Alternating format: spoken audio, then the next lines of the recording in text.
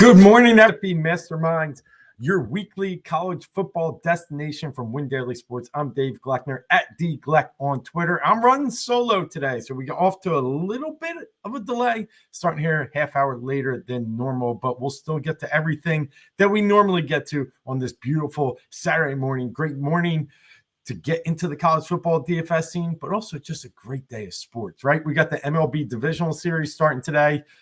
Awesome college football games you've already seen if you turn on your TV. College football is out in Cal for one of the first times ever with a Miami-Cal matchup. It's just a beautiful weather across the country now that the hurricane's going. I'm just pumped up. So let's get right into it. Warren checking in already. My man, he's always got some great insight as well, so I'll be sharing that. But, yeah, Joel's out today. Happy birthday to his son. But I couldn't leave you guys hanging. Been doing some research, been getting into it. Had some good weeks recently. Let's get another one. So, starting off, I got to get into the games. And what we'd like to do, and I'm going to try and see if we get this pump in here, is we like to get our slates. So, showing here the first game of the day, Missouri, Texas A&M. Let me just tell you my strategy today. We got 14 games. Big slate, right? We can't play all 14 games. I mean, that's not possible, obviously, with only 9-10 spots in your line. But I think it's even going to be hard to get in full game stacks today.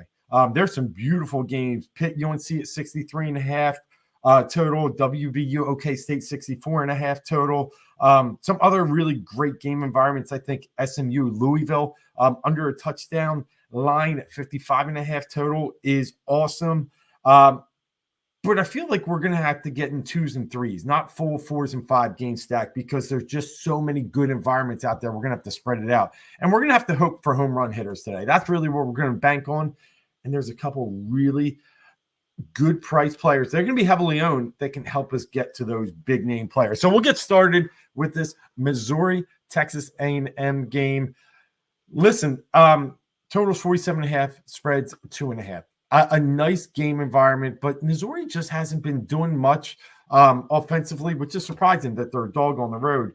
And they've been doing it defensively. They're 5th against the pass. They're 17th against the rush. Surprisingly, lining up only about 220 yards a game total.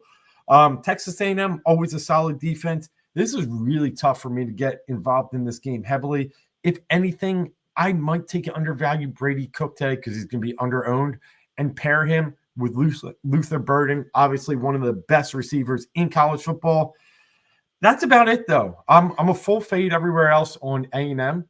I just don't like anything they're doing. And Weigman, we don't know if he's in or out. Reed's been solid, but it's just not enough with all these other great games involved. So I'm going to be skipping out on A&M and Missouri. But we'll go to the next game here, right? We're going to go, let's click over. BC UVA. A really good one. This is where I got to tempt you with a couple things. Surprisingly, let's start on the Virginia side. Anthony Colandrea, 9,200, one of the top quarterbacks on the board. That's a big price today, but there's good reason for it. Sitting there in UVA, they're not playing very good defense. They're allowing 270 yards in the air, so they have to play a high-paced game. On the other side, BC allowing almost 220, 74th in the nation. So I think Colandrea has a high price tag. I'm not in love with him, but I think there is potential for him today to have a big, big game. And listen, this game sitting at 52, pretty good total for us. Castellanos is back for BC. Already talked about UVA's terrible pass defense, 118th in the nation. Castellanos, one of my favorite QBs on the board. And you're going to have to pair him up, and it's been tough. But Lewis Bond at 4,500 was supposed to be the guy. He hasn't really been the guy yet, but we think he's going to have a better day today, especially against this really, really bad UVA pass defense. So let's look in. He actually is starting to come around a little bit, had 2 games over 20.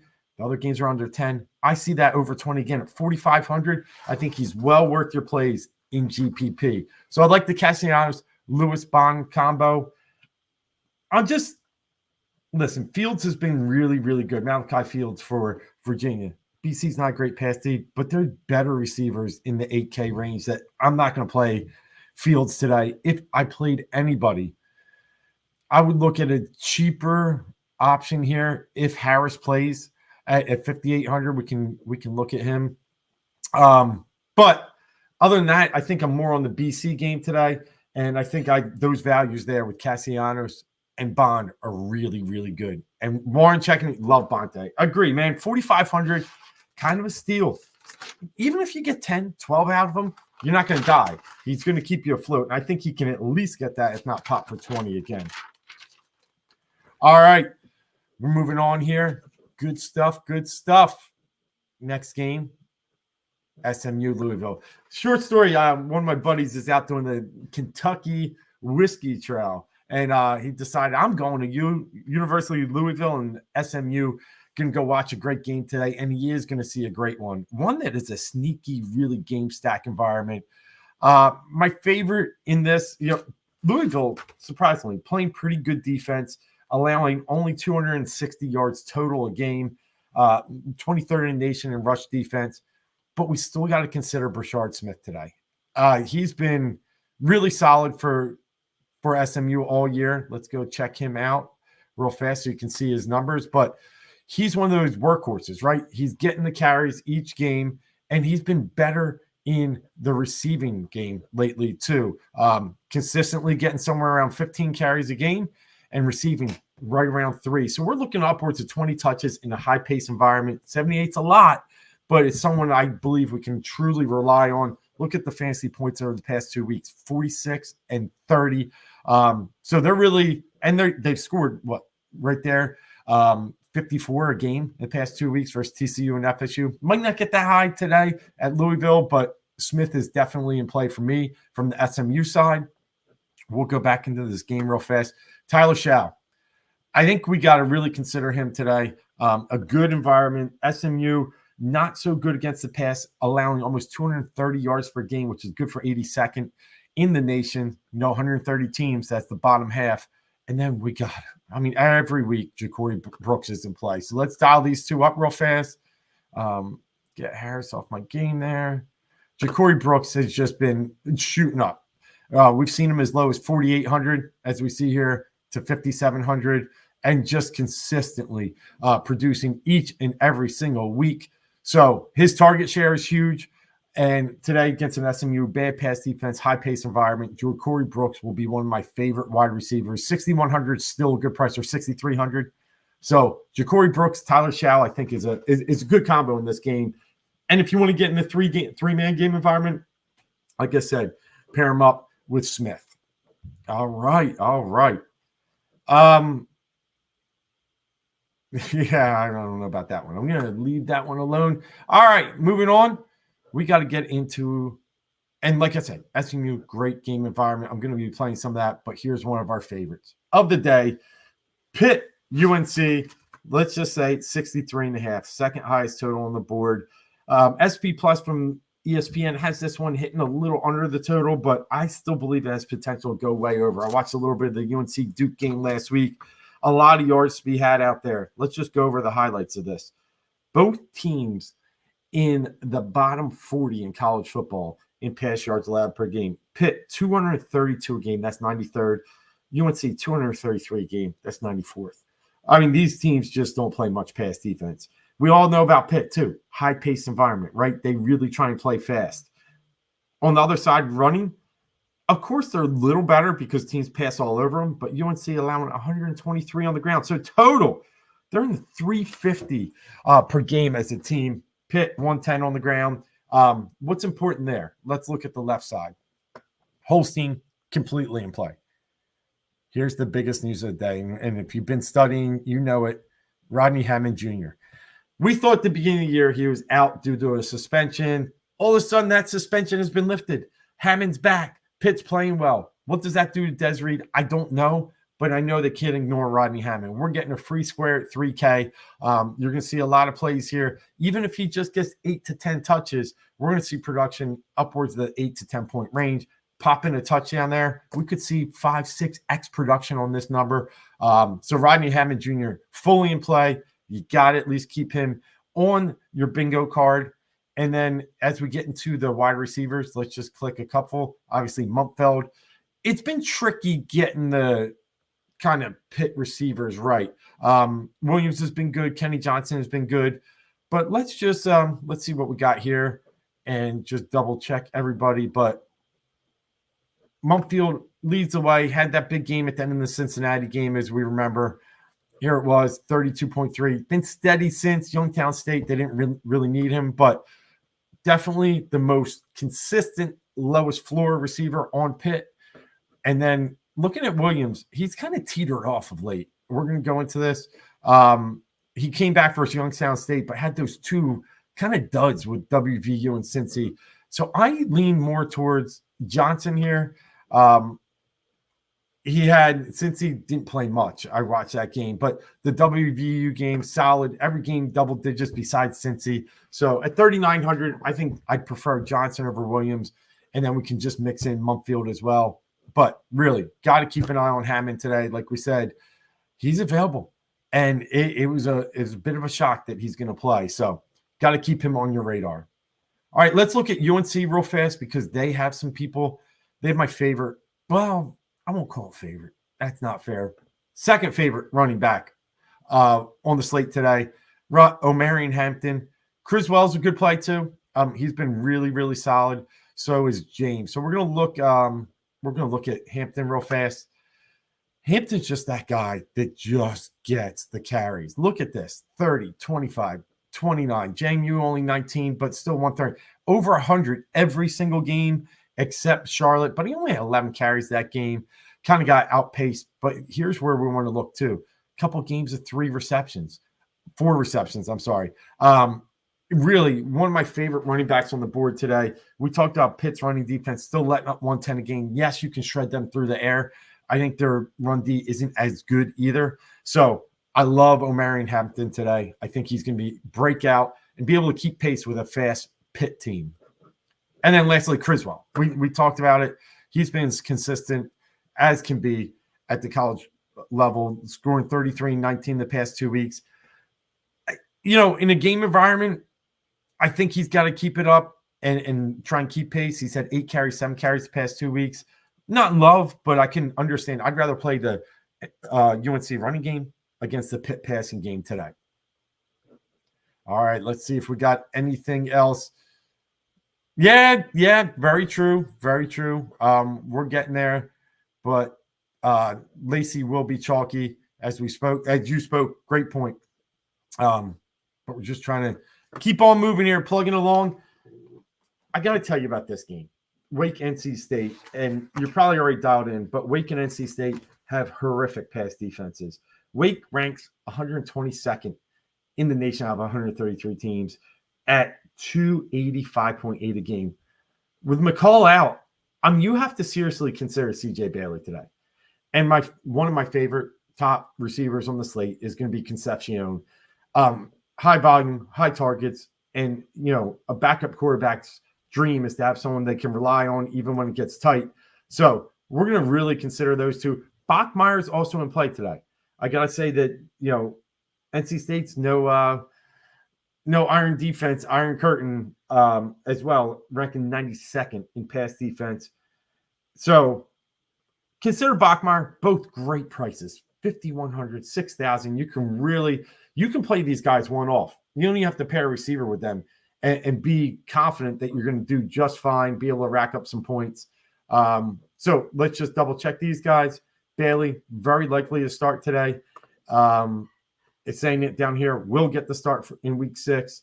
We've seen him a little bit this year. He's had some rushing yards too. Some of this is negative due to sacks, but really like his chances and potential today at 5,100. And like I said, Concepcion, absolute dimes out there. Has been big all year, had some high volume games at 8 and 9 receptions. So going to dial him in many of my lineups. A little underperforming with the points lately. They got on the wrong side of the scoreboard at Clemson and Tennessee. But look at that 41-point game. And versus a horrible, horrible pass defense. Lock him up. One of my top 3 receivers today. All right. We've gotten to the meat and potatoes of this. Purdue, Wisconsin. This is number 1 running back on the board. Number 1. Wisconsin had some news just hit. One of their main running backs stepped away from the team and has kind of yielded the backfield to our boy here, Tyree Walker, transfer from Oklahoma. So looking like we're in great shape because I'm going to give you a number here that you're going to have to love, and that is how bad Purdue is against the run. Ches Malusi is the running back I'm talking about that stepped away. Tyree Walker at 5,100 will be heavily owned.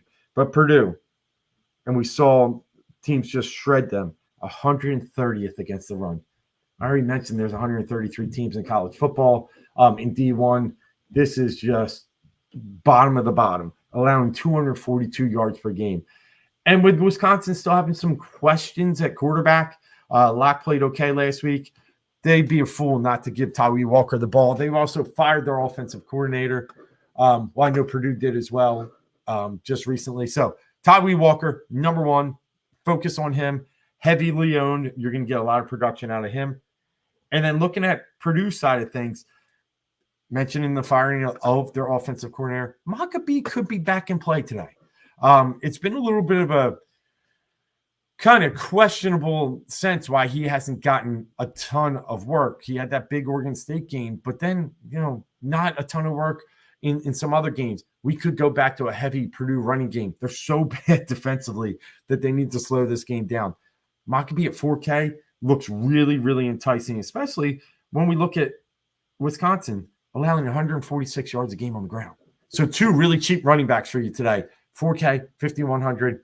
That's all I need in this game. And I'm happy. Usually, we do talk a little bit more about Wisconsin from a wide receiver standpoint because Pauling has always been very solid. And you could still go there at 4,500. But I think attack the running game today. And look, Pauling had the great Bama game, but was shut down last week. Kind of hurt us. So let's stick with running. All right. Moving on here. We got flipped to almost the afternoon slate. We only got one more. Penn State, UCLA. UCLA, absolutely atrocious against the pass. 291 yards a game, 126th in the nation. Drew Aller, heavily in play.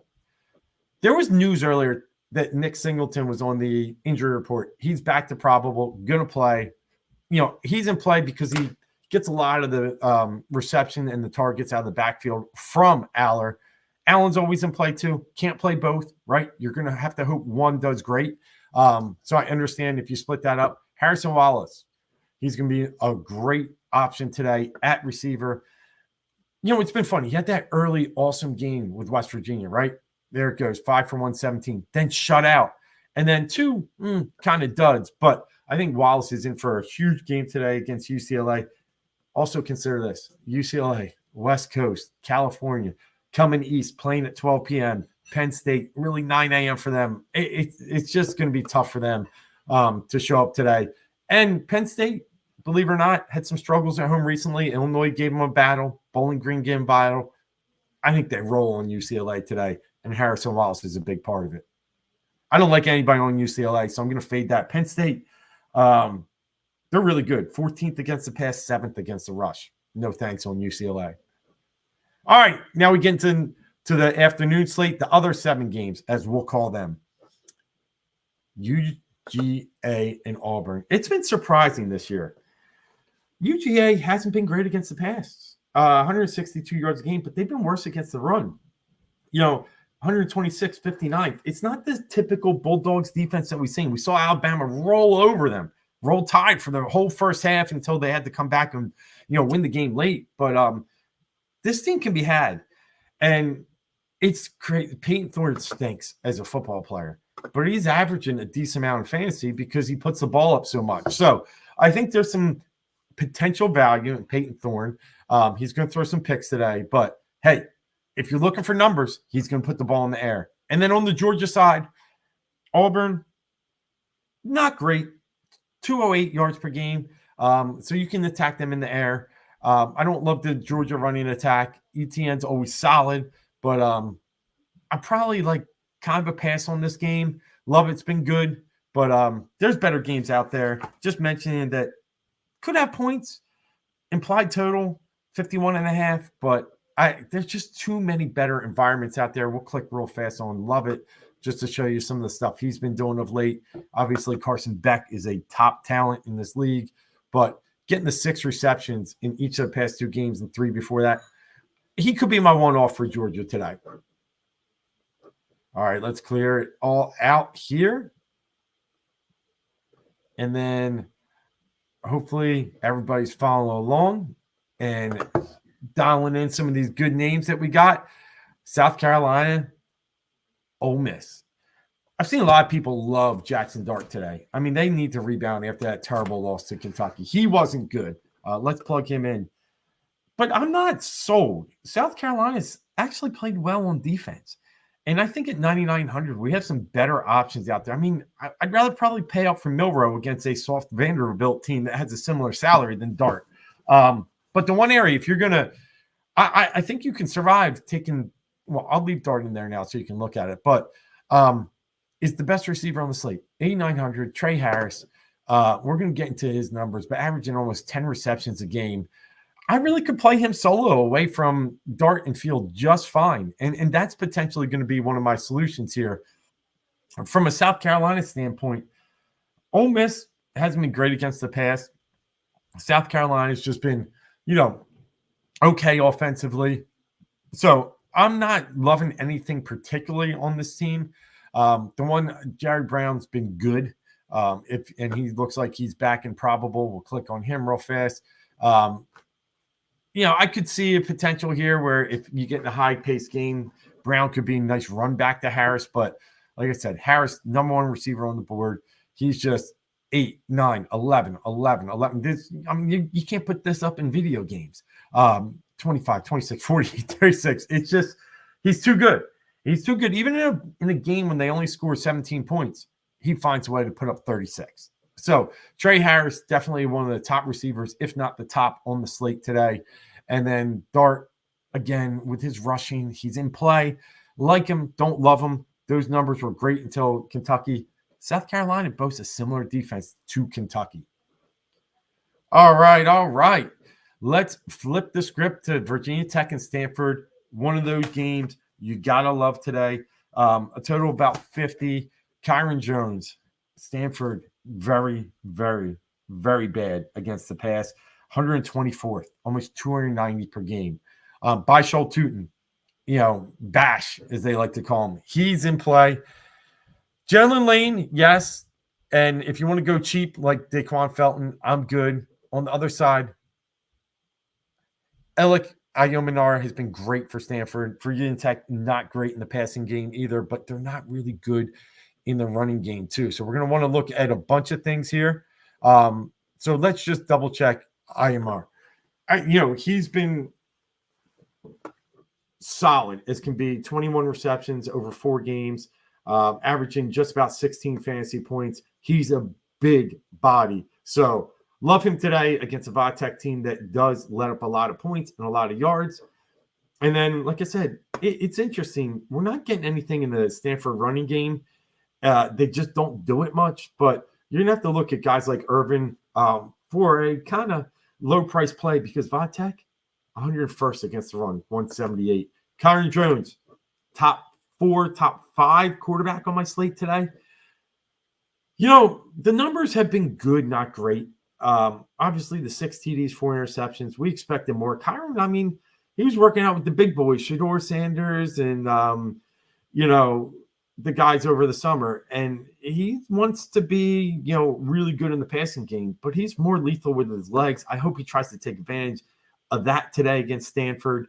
So I'm looking at Kyron Jones as a top 5 as Stanford lets up a ton through the air and ground, a top 5 quarterback. All right. Last couple games here. Listen, I'm a little surprised. I was allowing a decent amount in the air. They're 68th in the nation. Will Howard, only 7,500, and we've been able to get these guys in. Will Howard has been one of the better quarterbacks in some of the slates recently. He's consistent as can be, averaging 23 at 7,500. I think he's well in play today. A great choice for you. And then pair him up. Pick your favorite, right? Ibuka, he was in the winning lineup a couple weeks ago. popped again last week for 22. So I think Igbokwe is a great pairing with Will Howard, but our favorite freshman outside of the guy from Alabama, Jeremiah Smith, is going to be something. And he already is, averaging 24 games. So I could see a world where you get both involved. Ohio State has an implied team total in the upper 30s, but I prefer one or the other because it just gets too expensive selling all three. So pick your choice, pick your poison, but Igbokwe, Smith, both in play. And I love the pairing with Howard today at 7,500. All right. Let's get into the biggest game on the entire slate, and that's two atrocious defenses. We have Oklahoma State allowing almost 500 yards per game total, 276 in the air, 204 on the ground, both in 117 or lower in college football. West Virginia, 256 in the air, 154 on the ground, good for over 400 a game. Click them all. Make your screen green in this game. This is one that you could fully give me a 4 or 5 person game stack. But here's what I love. Ollie Gordon. It's finally going to be an Ollie Gordon day for me. I saw him running really, really hard last week. And then it just got out of hand. And they let, K-State just steamroll him late.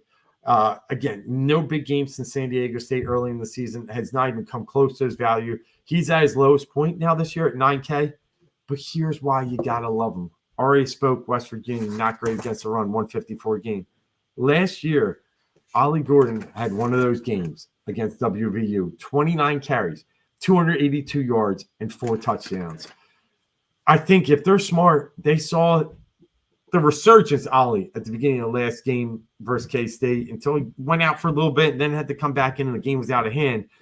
They need to keep this game within arm's reach. They need to play a smarter game with how bad that defense is. I think it's a full-on Ollie Gordon day, 20-plus carries, 4 or 5-plus receptions. Favorite day for Ollie Gordon all year. Favorite running back on the slate. Outside of those really cheap bargains that you're going to have to play as well. All right. And then for West Virginia, Garrett Green. You got to attack. You got to take over. The 2 running backs are in play too with White and Donaldson. Oklahoma State. You watched DJ Giddens go wild last week for Kansas State. And then Stribling's been their best receiver. Just stop with the Presley stuff. If they're going to just focus on anybody, it's Stribling. Again, another impressive game last week, 31 points. Even in a blowout, he was the highly focused. These guys didn't even play the fourth quarter. I watched that game. So big game for Stribling possibly today. I could play him with Ollie. I also think Bowman's in play too. You could play Bowman without Ollie today. It would actually be safe. And then here's Green's numbers too. 17 rushing attempts, 11, 7, 10. We're getting about 12, 13 rushing attempts per game for all positive yards. So Green going to have a huge game today as well. Top quarterback on my board. All right, we're into the 4 o'clocks, right? RU Nebraska. Surprisingly, both teams, Nebraska playing pretty good defense. Rutgers, coming off that great Friday night win against Washington, playing decent defense themselves. Don't love anything in this game. Montague is always in play. 8,100 is a little steep now. Rather pay up for an Ollie Gordon or some other good areas. And then last but not least, Bama Vandy, Milrow. And then we're going to get into a little bit of our Ryan Williams here at 7,300. I think he's a discount. Pavia could be a good play too. Runs the ball a ton, 6,800. Good quarterback pricing for an environment where you could get some points on the board. All right, let's focus on Milrow real fast. But it's just, I said it early, 53-point game is amazing, right? But it's on Heisman display. And in this new offense, 10 TDs and 1 interception has been probably the most impressive point, 40 points. Like I said, I'd rather have him over Dart today with only $500 more in the tank. All right. I think I hit on most of my games and the stuff I'm looking at. We make a lot of notes here. Bachmeier, Howard, you got a lot to play today. I think quarterback's going to be tricky. I think we're going to have to really focus on those passing games. I'll say them again. Teams in the bottom 90 or worse in pass defense. You got 9 of them in play today. OK State, WVU, Stanford, UCLA. That's 4.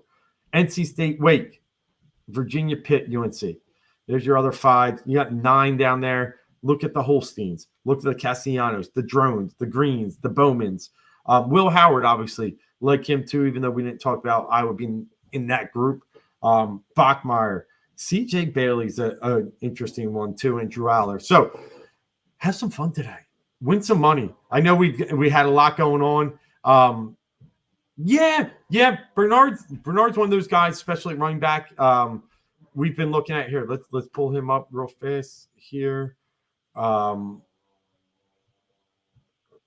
then I wanted to pull Haynes up as well. Well, James Miller's like our favorite but Bernard has been sneaky good.